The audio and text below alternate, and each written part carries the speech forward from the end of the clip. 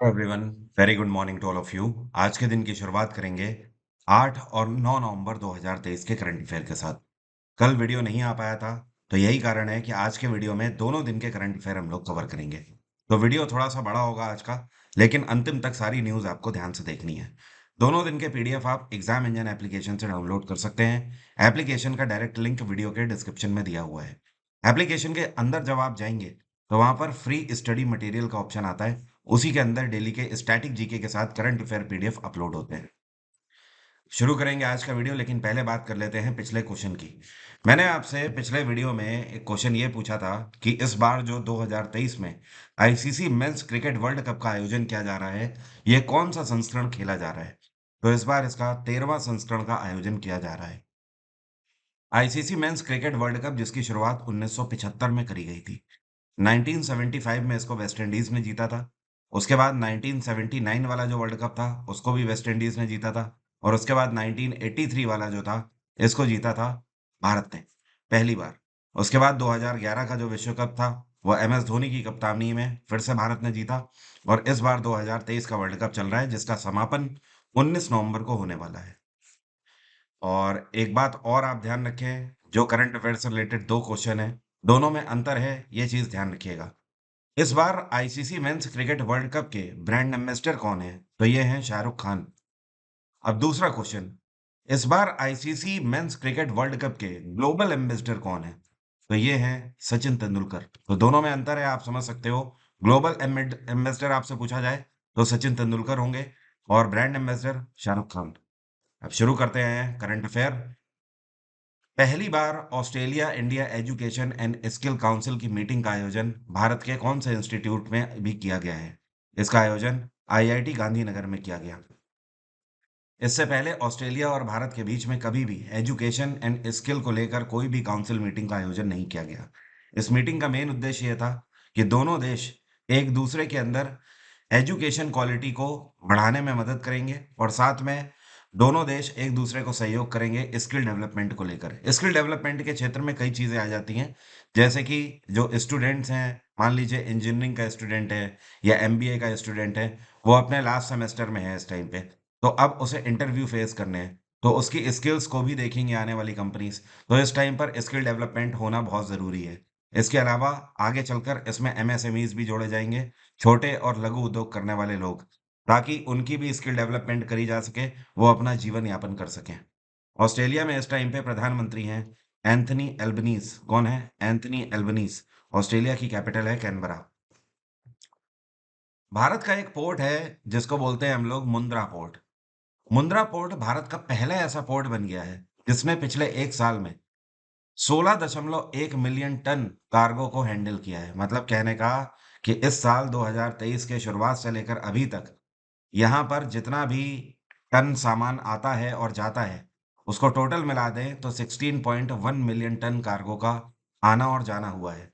तो ये कहाँ पर स्थित है पोर्ट? ये पोर्ट स्थित है गुजरात में, कच्छ में। और ये जो पोर्ट है, ये कंप्लीटली अडानी ग्रुप के द्वारा। इसके अलावा इस वर्ष इन्होंने पिछले वर्ष का रिकॉर्ड भी तोड़ दिया है। पिछले साल 231 दिनों में इतना टन कार्गो लीड किया गया था, लेकिन इस बार मात्र 231 से घटकर 210 दिनों में ही इस टारगेट को पार कर लिया है मुंद्रा पोर्ट ने। और गुजरात में इस टाइम पे मुख्यमंत्री हैं भूपेंद्र पटेल। बीजेपी की यहाँ पर सरकार है, और यहाँ के गवर्नर हैं आचार्य देवव्रत। अभी हाल ही में एनटीपीसी, जिसको हम लोग बोलते हैं national thermal power corporation limited, तो एनटीपीसी ने फैसला लिया है कि ये पहला अपना विंड पावर प्रोजेक्ट कौन से राज्य में स्थापित करेंगे। इसको ये गुजरात में ही स्थापित करेंगे। और गुजरात में ये पर्टिकुलर प्रोजेक्ट कहाँ पर स्थापित किया जाएगा, तो ये कच्छ में स्थापित किया जाएगा। और इस प्रोजेक्ट का नाम होगा दया पावर प्रोजेक्ट। क्या नाम होगा? दया पावर प्रोजेक्ट। और ये जो पावर प्लांट बनेगा, ये 50 मेगावाट का पावर प्लांट बनेगा। इसके अलावा एनटीपीसी की अगर बात करें, तो एनटीपीसी अभी तक टोटल जितने प्रोजेक्ट्स लगा चुका है, उनके सारे प्रोजेक्ट्स को मिलाकर 73,874 मेगावाट बिजली का उत्पादन कर रहे हैं एनटीपीसी के प्रोजेक्ट इस टाइम पर। और एनटीपीसी की स्थापना 1975 में करी गई थी। इसका हेडक्वार्टर है नई दिल्ली, और एनटीपीसी के चेयरपर्सन है गुरदीप सिंह। कौन है? गुरदीप सिंह। अभी हाल ही में भारत के चीफ इंफॉर्मेशन कमिश्नर मतलब मुख्य सूचना आयुक्त के रूप में किसको अपॉइंट किया गया है? तो जो आपको पिक्चर में दिख रहे हैं, ये हैं हीरा लाल समारिया। ये अभी हाल ही में भारत के चीफ इंफॉर्मेशन कमिश्नर बने हैं। हीरा लाल समारिया पहले ऐसे व्यक्ति हैं जो कि दलित कम्युनिटी से आते हैं और इस पोस्ट पर अपॉइंट किए गए हैं। पहले चीफ इंफॉर्मेशन कमिश्नर का जो कार्यकाल है, वो 5 वर्षों का हुआ करता था। अब इसको घटाकर सरकार के द्वारा 3 वर्षों का कर दिया गया है। अगर बात करें कि इन्होंने किसको सक्सीड किया है, तो इन्होंने यशवर्धन कुमार सिन्हा को सक्सीड किया है। ये अपने पद से 3 अक्टूबर को ही रिटायर हो गए थे। तब से लेकर अभी तक करीब 1 महीने से ज़्यादा हो गया था, ये पोस्ट वैकेंट पड़ी हुई थी। तो अब जाकर हीरा लाल समारिया इस पोस्ट को संभालेंगे। बहुत इंपॉर्टेंट है, ध्यान रखना है आपको ये क्वेश्चन, आने वाले किसी भी शिफ्ट में देखने को मिल सकता है। आपको मैंने कल के करंट अफेयर में बताया था कि सीबीआई के जॉइंट डायरेक्टर कौन बनाए गए हैं। तो अभी हाल ही में पीएम पवार, पूरा नाम इनका क्या है? प्रवीण मधुकर पवार, ये बनाए गए हैं सीबीआई के नए जॉइंट डायरेक्टर। अभी हाल ही में नाबार्ड के नए डेप्यूटी मैनेजिंग डायरेक्टर की पोस्ट किसने संभाली है? तो नाबार्ड के नए डीएमडी अपॉइंट किए गए हैं दो लोग, अजय कुमार सूद और गोवर्धन सिंह रावत, दोनों को अपॉइंट किया गया है। इसलिए आप इन दोनों के नाम ध्यान रखिए। नाबार्ड एक ऐसा संस्थान है जो कि पूरे भारत भर में कृषि क्षेत्र में, ठीक है, लोगों को बैंकिंग फैसिलिटी देने के लिए बनाया गया है। जैसे एग्जांपल के तौर पर जो हमारे कॉमर्शियल बैंक हैं, वहाँ से आप लोन ले सकते हैं गाड़ी के लिए, गोल्ड लोन ले सकते हैं, home loan, education loan, personal loan, ये सारी फैसिलिटी ले सकते हैं। लेकिन नाबार्ड स्पेशली किसानों का सहयोग करने के लिए बनाया गया है। हमारे जितना भी रूरल एरिया है, उसको डेवलप करने के लिए बनाया गया है फाइनेंशियली। नाबार्ड की स्थापना 1982 में करी गई थी। इसका हेडक्वार्टर है मुंबई और नाबार्ड के इस टाइम पे चेयरपर्सन है शाजी केवी। क्या नाम है इनका? शाजी केवी। और एक और अपॉइंटमेंट आपको ध्यान रखना है, सिडबी भी है ना, जैसे नाबार्ड है वैसे ही एक संस्था है सिडबी, से भी अलग है, ठीक है, security exchange board of India. उसकी स्थापना 1992 में करी गई थी। ये है सिडबी, ठीक है। सिडबी की स्थापना करी गई थी कब? 1990 में। तो इसके भी अभी हाल ही में नए चीफ मैनेजिंग ऑफिसर बनाए गए हैं और इनका नाम क्या है? तो इनका नाम आप ध्यान रखें, ये है प्रकाश कुमार। कौन है? प्रकाश कुमार। रेजर पे कंपनी एक फिनटेक कंपनी है, मतलब फाइनेंस टेक्नोलॉजी कंपनी है और ये पेमेंट गेटवे प्रोवाइड करने का काम करते हैं। तो रेजर पे के चीफ ऑपरेटिंग ऑफिसर का पदभार किसने संभाला है? तो जो आपको पिक्चर में दिखाई दे रहे हैं, ये है राहुल कोठारी। अब से नए चीफ ऑपरेटिंग ऑफिसर होंगे राहुल कोठारी। और रेजर पे के इस टाइम पे सीईओ कौन है? तो सीईओ है हर्षील माथुर। हर्षील माथुर। और रेजर पे की स्थापना साल 2014 में करी गई थी और इसका हेडक्वार्टर है बैंगलोर। ये कंपनी काफ़ी पुरानी नहीं है, लेकिन पिछले करीब 10 वर्षों में इस कंपनी ने अपनी छाप छोड़ी है भारत के फिनटेक मार्केट में। आपको पता है ये पहले ऐसे अंतर्राष्ट्रीय क्रिकेटर बन गए हैं जिनको टाइम्ड आउट के चलते मैच से आउट करार दिया गया है। मतलब आउट होने के कई प्रकार होते हैं, जैसे कि रन आउट हो गया और डायरेक्ट बोल्ड हो गया, कैच हो गया, कट एंड बोल्ड हो गया, ठीक है, ये कई प्रकार है आउट होने के। एलबीडब्ल्यू हो गया। पहली बार ऐसा क्रिकेटर क्रिकेट के इतिहास में, मतलब अगर बात करें तो क्रिकेट 146 साल पुराना गेम है, तो करीब पिछले 150 सालों में पहली बार कोई क्रिकेटर टाइम्ड आउट के चलते बाहर किया गया है। और ये कौन है? ये है एंजेलो मैथ्यूज। जब श्रीलंका का अभी बांग्लादेश से मैच चल रहा था, तो बांग्लादेश के साकिब अल हसन के द्वारा अपील करी गई। अब देखिए आईसीसी का नियम क्या है। इस नियम को बहुत ज्यादा पहले उभार नहीं मिला, लोगों ने नहीं इसके बारे में बात करी। लेकिन अगर आपको नियम पता है सही से, तो कहीं ना कहीं आप उसका फायदा ले जाते हो। ये साबित कर दिया साकिब अल हसन ने। अब देखिए आईसीसी का नियम क्या कहता है। आईसीसी का नियम है कि वर्ल्ड कप में के अंदर जो वनडे इंटरनेशनल होंगे, ठीक है, तो वनडे इंटरनेशनल में जब कोई खिलाड़ी आउट होता है, तो दूसरा खिलाड़ी मैदान में 2 मिनट के अंदर आ जाना चाहिए। यही रूल ये भी कहता है कि अगर टी20 मैच चल रहा है, तो 90 सेकंड के अंदर दूसरा खिलाड़ी अंदर आ जाना चाहिए। और यही रूल ये कहता है टेस्ट मैच के लिए भी, कि टेस्ट मैच में 3 मिनट के अंदर अगला खिलाड़ी मैदान के अंदर आ जाना चाहिए बैटिंग करने के लिए। अगर दिए हुए टाइम अंतराल में खिलाड़ी नहीं आता है, तो बाय डिफॉल्ट वो आउट करार कर दिया जाएगा। अब हुआ क्या कि एंजेलो मैथ्यूज आ तो गए मैदान में, साकिब अल हसन ने टाइम देखा और उन्होंने इसके लिए अपील कर दी अंपायर से। आईसीसी के नियमों के तहत इस चीज को फिर डैवल्स किया गया और अंततः एंजेलो मैथ्यूज को आउट करार दे दिया गया। तो ये अपने आप में इतिहास हो गया है, इंपॉर्टेंट है, ध्यान रखना। अभी हाल ही में केंद्र सरकार के द्वारा एक आटा लॉन्च किया गया है। जी हाँ, ये आटा जिसकी आप रोटी बनाकर खाते हो, और इस आटे को ब्रांडिंग करी गई है भारत नाम से। इस आटे का नाम क्या है? भारत आटा। तो ये कंज्यूमर्स के लिए कितने प्राइस पर केजी रखा गया है? तो भारत सरकार ने इसको ₹27.5 पर केजी के हिसाब से रखा हुआ है इसका प्राइस। भारत आटा की खास बात यह है कि भारत सरकार इसको अपनी ब्रांडिंग देकर पूरे भारत भर में लॉन्च कर रही है। पूरे भारत भर के अंदर 2000 इसके आउटलेट बनाए जाएंगे, जो कि भारत आटा की सप्लाई करेंगे अलग अलग राज्यों में और यूनियन टेरिटरी में। पूरे भारत के अंदर 800 वैन भी चलाई जाएंगी, जो कि जगह जगह पर गांव वाले क्षेत्रों में जाकर भारत आटा को बेचने का काम करेंगे। अभी अगर आम तौर पर बात करी जाए तो बाजार में आटे का रेट ऑन एन एवरेज ₹36 पर केजी के हिसाब से चल रहा है। तो यह अपने आप में वो व्यक्ति जो कि अपना डेली खाता कमाता है या जीवन बसर करने में उसे समस्या आ रही है, उसके लिए एक राहत की सांस होगी। एक और चीज, सरकार के आंकड़े ये बताते हैं कि हर वर्ष आटे के दामों में 5% की बढ़ोतरी हो जाती है। राष्ट्रीय कैंसर जागरूकता दिवस कौन से दिन मनाया गया? यह दिवस हर वर्ष 7 सितंबर को मनाया जाता है। परसों के दिन इसे मनाया गया। और पहली बार इसको साल 2014 में लॉन्च किया गया था। और इसको मनाने के पीछे का उद्देश्य ये है कि जगह-जगह पर कैंपेन लगाए जाएँ और लोगों को जागरूक किया जाए कि किस तरीके के कैंसर होते हैं। कैंसर केवल एक ही तरीके का नहीं होता है, कि ज़्यादातर लोगों को लगता है कि गुटखा खाने से या सिगरेट पीने से कैंसर हो जाता है, बट ऐसा नहीं है। कैंसर और भी तरीके के होते हैं, जैसे कि महिलाओं में ब्रेस्ट कैंसर बहुत ज़ोर से पिछले 5 से 6 सालों में बढ़ा हुआ है।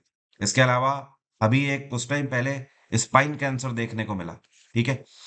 तो इस तरीके से पूरे शरीर के अंदर अगर देखा जाए, तो 70 से भी ज़्यादा कैंसर की डिसीज़ हो सकती हैं। तो इसके लिए अवेयरनेस लोगों में होनी चाहिए। और इस बार 2023 की जो थीम रही, ये थीम रही क्लोज़ द केयर गैप। यहाँ पर मैं लिख देता हूँ क्लोज़ द केयर गैप। शिशु संरक्षण दिवस, मतलब अंग्रेजी में बोले तो इन्फेंट प्रोटेक्शन डे, कौन सा दिन मनाया जाता है? ये दिवस भी 7 नवंबर को ही मनाया गया। इस दिवस को मनाने के पीछे का मेन उद्देश्य ये है कि भारत में जो न्यू बॉर्न बेबी होते हैं, जो पैदा हुए बच्चे होते हैं, तो भारत सरकार का रेशियो कहता है कि हर 1000 बच्चों में से 27 बच्चों की मृत्यु हो जाती है। और ये बच्चे इस वजह से मर जाते हैं कि हमारे देश में माताओं बहनों तक वो एक जागरूकता नहीं फैली हुई है कि किस तरीके की बच्चों की डाइट होनी चाहिए। जैसे कि एग्जाम्पल के तौर पर जो न्यू बॉर्न बेबी होता है, उसके लिए माँ का दूध ही सबसे बेहतर होता है। आप उसे कई महीनों नहीं, इवन कम से कम 1.5 से 2 साल तक आप उसे बाजार के किसी भी प्रोडक्ट खिलाने से बचिए। आप सिर्फ और सिर्फ उसे माँ का दूध ही पिलाइए। माँ का दूध बच्चे को 12 तरीके की बीमारियों से बचाने का काम करता है, जो कि इनिशियल स्टेट में उसे हो सकती हैं। और यही कारण है कि भारत में प्रति 1000 में से 27 बच्चों की मृत्यु हो जाती है। ये कौन-सी अंतर्राष्ट्रीय संस्थान है, जिसने अभी जिसको अभी चिली ने जॉइन कर लिया है 95 सदस्य के रूप में? तो ये संस्थान है ISA, international solar alliance. International solar alliance की स्थापना साल 2015 में फ्रांस के राष्ट्रपति और प्रधानमंत्री नरेंद्र मोदी के द्वारा करी गई थी। इस संस्थान का हेडक्वार्टर है गुरुग्राम। अंतर्राष्ट्रीय सोलर अलियंस का मेन उद्देश्य ये है कि पूरे दुनिया भर में सोलर एनर्जीज को प्रमोट करना। और भारत सोलर एनर्जीज के मामले में टॉप 3 पर ही बना हुआ है जब से इस संस्थान की स्थापना हुई है। आगे आने वाले समय में हम फर्स्ट की ओर देख रहे हैं, अमेरिका और चाइना दोनों को सक्सीड करके। और बहुत जल्द भारत शीर्ष पर होगा इस लिस्ट में। और सबसे अच्छी बात यह है कि 2015 से लेकर आज 2023 चल रहा है, अभी तक हम करीब-करीब 100 सदस्यों के पास पहुंच चुके हैं। बहुत जल्दी आईएसओ को ज्वाइन करने वाले पूरे दुनिया में 100 मेंबर कंट्रीज होंगे। और चिली में इस टाइम पे राष्ट्रपति कौन है? ये हैं गैब्राइल बोरिक। क्या नाम है इनका? गैब्राइल बोरिक। यहाँ पर मैं लिख देता हूँ। और जो आपको पिक्चर में दिखाई दे रहे हैं, ये जॉइंट सेक्रेटरी हैं मिनिस्ट्री ऑफ एक्सटर्नल अफेयर्स के। सीनियर आईएफएस अधिकारी अभिषेक सिंह। कौन है? अभिषेक सिंह। और ये जो आपको पिक्चर में दिख रहे हैं, ये चिली के एम्बेसडर हैं। इनका नाम है जुआन एंग्लो। जुआन एंग्लो। और चिली की कैपिटल क्या है? सेंटियागो। अभी हाल ही में पेरिस मास्टर्स टाइटल का 7वां संस्करण का फाइनल किसने अपने नाम कर लिया है? तो ये हैं, दुनिया इन्हें जानती है, Novak Djokovic. I am very sure आप इन्हें जानते ही होंगे। नोवाक जोकोविक सर्बिया के खिलाड़ी हैं और इन्होंने जिनको हराया है उनका नाम है ग्रेगर दिमित्रोव। यहाँ पर मैं लिख देता हूँ ग्रेगर दिमित्रोव। ठीक है। इनको नोवाक जोकोविक ने 6-3 से हराया है इसमें। नोवाक जोकोविक की अगर बात करें तो इन्होंने इस टूर्नामेंट को जीतकर एक रिकॉर्ड और बना दिया है।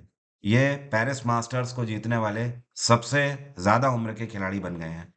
ये इस टाइम पर 36 वर्षीय हैं और आज तक इनके अलावा कोई ऐसा खिलाड़ी नहीं हुआ है जिन्होंने इतनी ज्यादा एज में इस टाइटल को जीता हो। और अगर ओवरऑल बात करें तो नोवाक जोकोविक का ये 40वां टाइटल है जो कि इन्होंने इस बार जीता हुआ है। तो ये तो बात हो गई कल के करंट अफेयर की। अब आज के करंट अफेयर मतलब 9 नवंबर के शुरू करते हैं। ये कौन है जिनके द्वारा Maharashtra chapter of global trade and technology council of India launch करी गई? इसको महाराष्ट्र के गवर्नर रमेश बाइस के द्वारा लॉन्च किया गया। सवाल सवाल ये उठता है कि Maharashtra chapter of global trade है क्या? देखिए, महाराष्ट्र सरकार ये चाहती है कि एक ऐसी नई पहल करने जा रही है कि भारत के अंदर जितने भी देशों की एम्बेसी है, ठीक है, उन एम्बेसीज में जाकर ये कांटेक्ट करेंगे और उन एम्बेसीज से ये अपील करेंगे कि वो अपने अपने देशों में भारत को रिप्रेजेंट करें इस तरीके से, और उनके देश भारत के अंदर महाराष्ट्र में इन्वेस्ट करें। महाराष्ट्र की इंडस्ट्री को इससे बहुत बड़ा एक्सपोजर मिलेगा और इस टाइम पर वैसे भी महाराष्ट्र सबसे बड़ा एक तरीके से आप बोल सकते हो जीडीपी कंट्रीब्यूटर स्टेट है भारत के अंदर। आने वाले समय में महाराष्ट्र को एक अलग ऊंचाइयों पर ले जाने का काम करेगा। तो ये अपने आप में आई थिंक एक बहुत ही यूनिक सा आइडिया निकाला है। कोई राज्य पहली बार ऐसे उभर के आया है जिसने ये सोचा है कि हम डायरेक्ट एम्बेसीज को कांटेक्ट करेंगे जिससे कि हम डायरेक्ट इन्वेस्टमेंट लेकर आएंगे राज्य के अंदर। और महाराष्ट्र में मुख्यमंत्री हैं एकनाथ जी शिंदे। महाराष्ट्र के कई बार फोक डांस आपसे पूछ दिए जाते हैं, जैसे कि यहाँ पर नाटक चलता है, एक यहाँ पर लवानी है डांस, फोक डांस, एक यहाँ पर तमाशा चलता है, एक और डांस होता है जिसे बोलते हैं दही हांडी, ठीक है, कोली नाच भी यहीं का है, एक गफा नाच है, ठीक है। और इन सब से मुझे याद आया क्योंकि मैं आपसे स्टैटिक जीके डिस्कस कर रहा हूँ। आप सभी का वेट खत्म हो गया है। स्टैटिक जीके का बैच एग्जाम इंजन एप्लीकेशन में लॉन्च हो चुका है। 22 नवंबर से फाउंडेशन बैच के साथ मैं इसे स्टार्ट कर रहा हूँ। जो अभी करंट टाइम पे चल रहा है फाउंडेशन बैच, वो 20 नवंबर को खत्म हो जाएगा। उसमें बस कुछ ही क्लासेस रह गई हैं। 22 नवंबर से 2024 का, क्योंकि एसएससी का कैलेंडर आ चुका है, हम एक नए सिरे से एक नया फाउंडेशन बैच स्टार्ट कर रहे हैं। इस बार इसमें history, polity, geography, science, economics और कंप्यूटर के अलावा पिछले 5 वर्षों के प्रीवियस ईयर क्वेश्चन भी होंगे। और साथ में स्टैटिक जीके का तो अलग से बैच मैंने निकाल ही दिया है। तो आपके पास अच्छा चांस है। और हाँ, एक और चीज़, आज रात मतलब आज रात 12 बजे से जैसे ही 10 तारीख लगेगी तो 10 तारीख धनतेरस से लेकर 12 तारीख की रात 12 बजे तक, दिवाली तक, एग्जाम इंजन एप्लीकेशन में हर एक बैच में 50% का डिस्काउंट आप प्राप्त कर सकते हैं। ऑफर हर एक बैच के लिए है। ये कौन सी राज्य सरकार है जिसने अभी अपने राज्य के अंदर रिजर्वेशन कोटा को सरकारी नौकरियों में 50% से बढ़ाकर 65% कर दिया है? तो ये है बिहार में नीतीश कुमार की सरकार। बिहार के अंदर विधानसभा में अभी हाल ही में इनके इस बिल को पारित कर दिया गया बहुमत से। और बिहार सरकार के आंकड़ों के आधार पर अगर देखा जाए तो अभी तक बिहार के अंदर SC community, ST community, backward caste community, इसके अलावा एक्सट्रीमली बैकवर्ड कास्ट एक कम्युनिटी आ जाती है, ठीक है, इन सारी कम्युनिटीज को मिलाकर 50% तक रिजर्वेशन सीटें में रहता था। मतलब आप बोल सकते हो 100 में से 50 सीटें आरक्षित रहती थी। अब इसको टोटल बढ़ाकर 65% कर दिया है। तो आप टोटल जो खुला कंपटीशन होगा बिहार के अंदर सरकारी नौकरियों के लिए, वो केवल 35 सीटों पर होगा। बाकी 65 सीटें आरक्षित रहेंगी इन कम्युनिटीज पे। और बिहार में गवर्नर कौन है? ये है इस टाइम पर R V Arlekar. R V Arlekar, पूरा नाम इनका है राजेंद्र विश्वनाथ अर्लेकर। अभी हाल ही में बिजनेस पार्टनरशिप फोरम का 6वां संस्करण भारत और कौन से देश ने मिलकर आयोजित किया है? तो भारत ने इसको साउथ कोरिया के साथ मिलकर लॉन्च किया है। और ऑब्वियस सी बात है, ये बिजनेस पार्टनरशिप फोरम है, इसका मेन उद्देश्य ये है कि साउथ कोरिया और भारत एक दूसरे को व्यापारिक तौर पर यहाँ पर सपोर्ट करेंगे। दोनों ही देश एक दूसरे के देश के प्रोजेक्ट्स में इन्वेस्ट भी करेंगे। साउथ कोरिया के आंकड़ों के आधार पर अगर बात करें तो इन्होंने साल 2020 से लेकर अभी तक भारत के अंदर 5.6 बिलियन डॉलर का इन्वेस्टमेंट किया हुआ है। ये इन्वेस्टमेंट 2030 तक 50 बिलियन होने की पूरी पूरी संभावना है। और साउथ कोरिया की कैपिटल क्या है? इसको बोलते हैं सियोल। क्या बोलते हैं? सियोल। साउथ कोरिया में प्रधानमंत्री हैं हान डक सो। यहाँ पर मैं नाम लिख देता हूँ, हान डक सो, ये इनका नाम है। और जापान की कैपिटल है टोक्यो, ऑस्ट्रेलिया की कैपिटल कैनबरा, और यूएई की कैपिटल अबू धाबी। और ये जो फोरम आयोजित किया गया है, ये भारत और साउथ कोरिया के बीच में 50 साल सफलतापूर्वक डिप्लोमेटिक रिलेशन के हो गए हैं, जिसकी वजह से इसका आयोजन किया गया नई दिल्ली में। भारत बोटैनिक्स के द्वारा ये कौन सा राज्य है जहां पर अनाउंस किया है इन्होंने कि एक नई फैक्ट्री लगाने जा रहे हैं जहां पर ये एडिबल ऑयल को प्रोड्यूस करेंगे, मतलब खाने वाला तेल। जैसे कि आप रिफाइंड ऑयल का यूज करते हो ना, तो वो एडिबल ऑयल है, खाने वाला तेल है। आप सरसों के तेल का यूज करते हो खाना बनाने के लिए, वो भी एडिबल ऑयल है, ठीक है। तो हर वो तेल जो कि आप कुकिंग पर्पज से यूज करते हो वो एडिबल ऑयल कहलाया जाता है। तो भारत बोटैनिक्स अब गुजरात के अंदर अनाउंस कर चुके हैं कि अपना एक नया मैन्युफैक्चरिंग प्लांट लगाएंगे, और जो कि 16,000 स्क्वायर फीट में फैला होगा। और इनका कहना है कि जो इनका एडिबल ऑयल होगा, ये बी टू सी मॉडल पर होगा। बी टू सी का मतलब बिजनेस टू कंज्यूमर मॉडल पर होगा। ये सीधे अपनी फैक्ट्रीज से बनाकर कस्टमर्स को ही डायरेक्ट सप्लाई करेंगे, किसी दूसरे ब्रांड को सप्लाई नहीं करेंगे। ये दावा करते हैं कि इनका जो प्रोडक्ट है ये 100% केमिकल फ्री है और नेचुरल ऑयल है। ये कौन सी कंपनी है जो कि भारत की पहली ऐसी लाइफ इंश्योरेंस कंपनी बन गई है जिसको गिफ्ट सिटी में आईएफएससी रजिस्ट्रेशन का सर्टिफिकेट मिल गया है? पहले मैं आपको बता दूं आईएफएससी सर्टिफिकेशन होता क्या है। गिफ्ट सिटी तो आपको पता ही है, गुजरात के अंदर, जिसको बोलते हैं गुजरात इंटरनेशनल फाइनेंस टेक्नोलॉजी।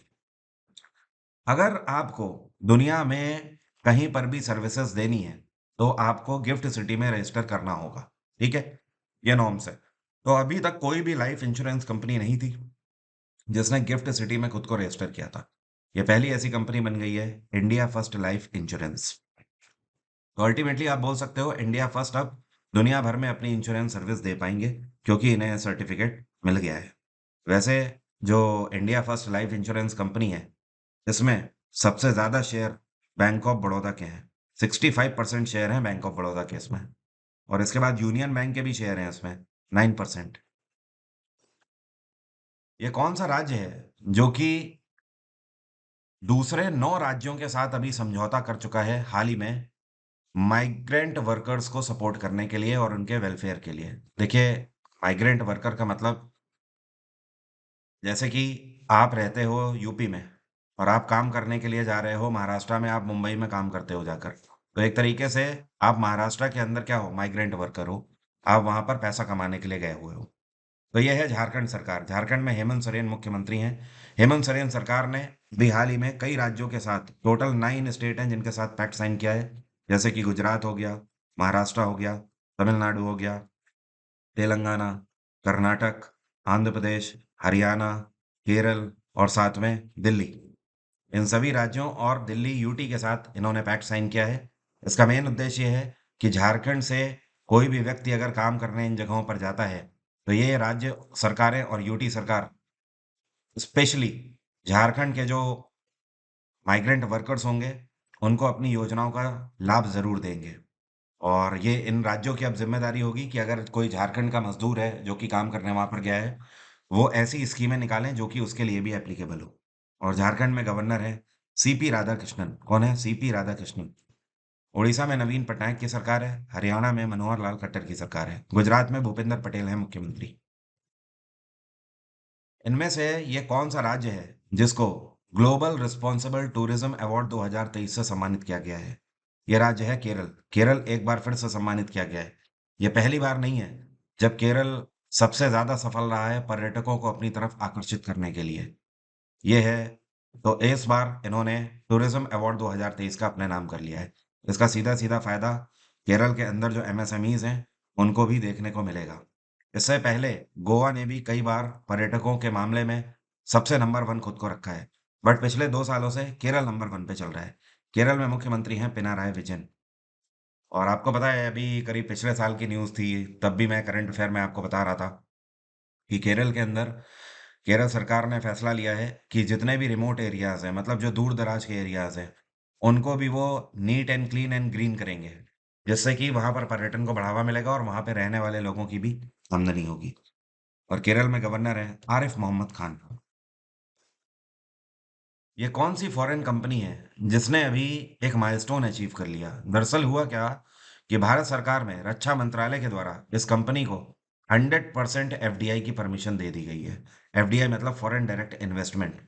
ये भारत के डिफेंस प्रोजेक्ट्स में 100% तक इन्वेस्टमेंट कर सकते हैं। तो ये है स्वीडन की कंपनी साब। ठीक है। साब केवल एक सेक्टर में नहीं है। एक्चुअली अगर बात करें, ये दुनिया के एक एरोस्पेस कंपनी भी है इनकी, और दुनिया को एरोस्पेस से रिलेटेड पार्ट्स भी प्रोवाइड कराने वाली कंपनी है। साथ में कुछ टाइम पहले ऑटोमोबाइल सेक्टर में भी आ गए हैं। उसके अलावा ये डिफेंस इक्विपमेंट्स भी बनाते हैं। तो साहब को परमिशन मिल गई है कि ये 100% एफडीआई कर सकते हैं। अब देखिए, अभी तक करंट टाइम पर अगर बात करें तो ये स्पेशल परमिशन इनको मिली है। इस टाइम पर भारत सरकार डिफेंस के अंदर 74% एफडीआई देती है। 74% एफडीआई का मतलब यह है, आप ऐसे समझो जैसे कि सरकार चाहती है कि हम अपने डिफेंस में 100 रुपए खर्च करें। ठीक है। तो कितने की मंजूरी दी हुई है? 74% की मंजूरी दी हुई है। तो सरकार को तो डिफेंस में 100 रुपए खर्च करने ही करने हैं। अब ये दूसरी कंपनीज पर डिपेंड करता है कि वो हमारे डिफेंस प्रोजेक्ट्स में इन्वेस्ट कर सकते हैं और उस पैसे को खुद भर सकते हैं। ठीक है, जिसका जिसका कि उनके रिटर्न उन्हें लाभ भी मिलेगा। लेकिन मैक्सिमम कितना? मैक्सिमम भारत सरकार 74 रुपए ही ले सकती है, क्योंकि यही हमारी एफडीआई लिमिट है। तो हुआ क्या कि साब को स्पेशल परमिशन पर यह ग्रांट कर दिया गया है कि ये 100% एफडीआई भी कर सकते हैं। मतलब जितना हमारा डिफेंस का इन्वेस्टमेंट का बजट है, उस पे पूरा 100% ये कर सकते हैं। और साहब की स्थापना 1945 में करी गई थी। और इनको जो क्लियरेंस मिला है, वो इन्होंने पहला प्रपोजल दिया है 500 करोड़ का, 500 करोड़ का। इनमें से ये कौन सी मिसाइल है जिसका अभी उड़ीसा के कोस्टल एरिया से सफलतापूर्वक परीक्षण किया गया है?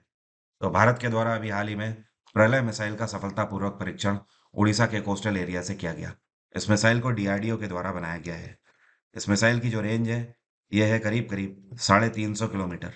350 किलोमीटर बेसिक है। इसके बाद इसके एक्सटेंडेड वर्जन है, जो कि 500 किलोमीटर तक आप इसे बढ़ा सकते हो। ये अपने साथ 500 से लेकर 1000 किलो तक का पेलोड भी कैरी कर सकती है। डीआरडीओ की स्थापना 1958 में करी गई थी। हेडक्वार्टर है नई दिल्ली।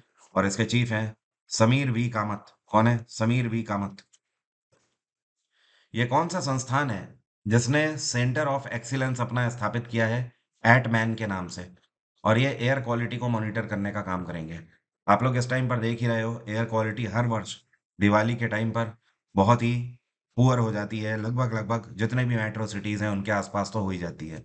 उसका कारण ये है कि इस टाइम पर जो खरीफ की फसल है वो काटी जाती है और कई सारे किसान उसे जला देते हैं, जिसकी वजह से वो जो पराली होती है, वो पराली हवा में उड़ती है और जो डस्ट है वो नीचे आकर बैठ जाती है। यही कारण है कि स्मॉग जनरेट हो जाता है। स्पेशली दिल्ली एनसीआर हर वर्ष इससे पीड़ित रहता है।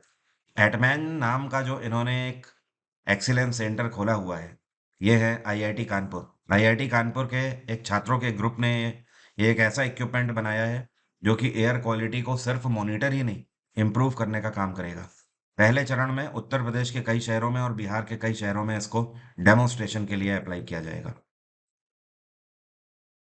ये कौन सी टेक्नोलॉजी है जिस पर बेस्ड अभी हाल ही में कृषि 24/7 नाम का एक एग्रीकल्चर मॉनिटरिंग सिस्टम लॉन्च किया गया है? तो भारत सरकार ने आर्टिफिशियल इंटेलिजेंस बेस्ड कृषि 24/7 नाम का एक मॉनिटरिंग सिस्टम लॉन्च किया है, जो कि पूरे भारत भर में कृषि के ऊपर निगरानी रखने का काम करेगा। जैसे कि ये मौसम की जानकारी भी देगा। तो ये मौसम की जानकारी किसानों को ये बता पाएगी कि आने वाले टाइम में मौसम अगर ऐसा है तो कौन सी फसल आपकी सही रहेगी। साथ में आप किस फसल में किस तरीके की खाद का यूज़ करें, बाजार में किस तरीके के बीज लें, या फिर बीजों की गुणवत्ता को कैसे पहचानें, हर एक चीज़ को ये रियल टाइम मॉनिटर करेगा। और साथ में न्यूज़ के और आर्टिकल के फॉर्म में उसे प्रदर्शित करेगा। इसको एग्रीकल्चर मिनिस्टर नरेंद्र सिंह तोमर के द्वारा लॉन्च किया गया। अंतर्राष्ट्रीय फिल्म फेस्टिवल का आयोजन किया जा रहा है भारत में। 2023 का international film festival of India इस बार गोवा में आयोजित किया जाएगा। इसकी शुरुआत 20 नवंबर से होने जा रही है और ये चलेगा 28 नवंबर तक। तो सवाल यह है कि पहली कौन-सी मूवी है, मतलब ओपनिंग फ़िल्म ऐज़ अ कौन-सी दिखाई जाएगी इसमें। तो इसमें जो पहली फ़िल्म दिखाई जाएगी, ये एक ब्रिटिश फ़िल्म है, कैचिंग डस्ट। इसका अनाउंसमेंट अनुराग सिंह ठाकुर के द्वारा किया गया है, जो कि ब्रॉडकास्टिंग एंड इन्फॉर्मेशन मिनिस्टर हैं। यहीं पर आपको ये भी ध्यान रखना है कि क्लोजिंग फ़िल्म कौन-सी होगी। तो इसका नाम है द फ्रीदर वेट। क्या नाम है? द फ्रीदर वेट। ये क्लोजिंग रहेगी, ठीक है? ये एक अमेरिकन फ़िल्म है और कैचिंग डस्ट ब्रिटिश फ़िल्म है। और एक फ़िल्म है जो कि मिडफेस्ट मूवी होगी। ये टर्किश फ़िल्म है, इसका नाम है अबाउट ड्राई ग्रासेस। तो ये तीनों मूवी का नाम आप ध्यान रखिए। साथ में ये भी ध्यान रखिए कि इस बार का international film festival of India Goa में आयोजित किया जा रहा है। अब मेरा आज का सवाल आपसे, तवा नदी जो है, ये इनमें से कौन-सी नदी की सहायक नदी है? कमेंट बॉक्स में लिखकर बताइए। एग्ज़ाम इंजन एप्लीकेशन में कंप्लीट हिस्ट्री का बैच भी मैं 22 तारीख से स्टार्ट कर रहा हूँ। बहुत सारे नए बैच लॉन्च कर दिए गए हैं, जो कि सारे बैच 22 नवंबर से स्टार्ट हो रहे हैं। कंप्लीट साइंस का बैच, ये भी लाइव बैच है, जो कि 22 नवंबर से हम स्टार्ट कर रहे हैं। और जो कंप्लीट जीएस जीके का फाउंडेशन है, ये भी हम स्टार्ट कर रहे हैं 22 नवंबर से। इसके अलावा स्टैटिक जीके का बैच भी आप एग्ज़ाम इंजन में जाके देख सकते हैं, वो भी 22 नवंबर से ही स्टार्ट हो रहा है। ये सारे बैचेज़ की आपको जो भी फ़ी वहाँ पर दिख रही है, वो सारी फ़ी आज रात 12 बजे के बाद से 50% कम हो जाएगी।